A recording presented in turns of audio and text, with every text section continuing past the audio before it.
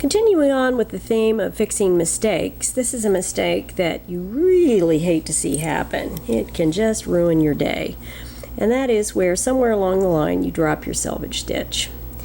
And if this is a seam that's not going to be, if this is a project that's not going to be seamed, that's ugly.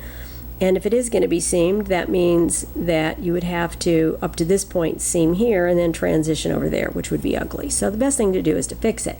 Now, if you haven't got too many rows down, you may just want to undo it, because anytime you make corrections like this, it's going to affect the tension. But if it is a long way down, then yeah, you probably are going to want to go through this step. Now the problem is, unlike if you drop a stitch in the middle here, you've got that nice little ladder where you can go in and pick up a stitch. I don't have anything here. And I could try and figure out from this selvage where to pick up stitches, and I have tried to do that before, and it is very ugly. So, not going to do that. What I'm going to have to do is undo the wrong selvage stitch and undo those stitches. So I'm going to go down. And also I want to show you the anatomy of what's going on here. Here we go. Here we go. And you can see that as I undo this, okay, that's to where I was, I've got these loops. And because this is at the edge, and each one of these loops represents a row. So I've got a row here, a row here, a row here, a row here, a row here, and a row here. So I'm going to have to pick up each of those rows. And I want to make sure that I don't twist those around and get them confused, because then it's going to cause some problems. Okay, now the first thing I'm going to do is I'm going to fix the selvage stitch. And here's my selvage stitch over here. So I've put the stitch that I undid, the second stitch in, on, let me get this out of the way, on a cable needle. And I'm going to go up here and I'm going to pull in a stitch. Okay, that's one row, and I'm not going to tension very tight, but now I need to pick up that top part of the loop because that's the second row. So I'm going to pull it in. And again, I'm trying to be really conservative with how tightly I pull these loops, because I've got to go in and make another column of stitches out of those. I'm going to pull in from the bottom of the loop and then from the top of the loop. So I'm making 2 stitches out of each one of those loops, 2 rows. Pull in and, whoops, get it there, and then pull in. Okay, and get my other needle over, the other end of my needle over here, or actually I can just put my cable needle on that one.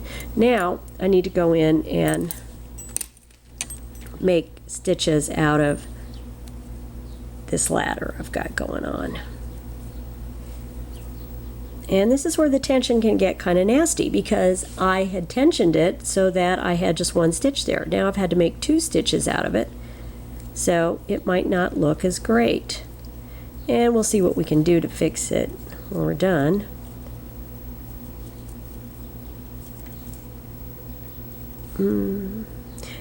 Keep in mind, selvage stitches are always ugly, so don't worry that the selvage stitch may not look, oh, absolutely fantabulous, because they look ugly. That's just the nature of them.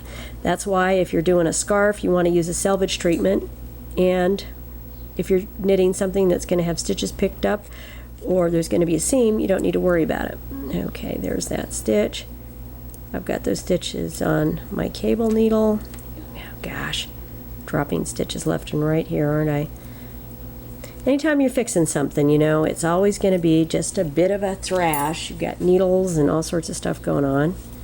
And see, I'm demonstrating so you know that this isn't the easiest thing in the world. And I could put my needles on there, but those stitches are kind of tight. Remember, I've made 2 stitches out where they're 1. I'm just going to knit them off of here. And the stitch is twisted, so I'm going to have to work it through the back. Drop that for right now. Yeah, right. And maybe you want to use wooden needles when you do this. Okay, and here's this last one. Don't. Oh, it's not twisted. All right. Yes, watch me wrestle the stitches. Now, the problem that you can see, when I split a stitch there, it is that these stitches are really small and nasty looking. And so what I would have to do is decide that that didn't bother me. Or I would have to go and gather a little bit of excess yarn from the row and work it over to that stitch and try and make it look a little better. And you can see that that's going to require some work. And again, am I thrilled with this? No. And in real life I would have probably gone down and just re-knit this, because whenever you're making stitches out of nothing, that's what's going to happen. In the blog itself, I'll work with this for the final photo and get it to look nicer, and I promise that I will not just re-knit it.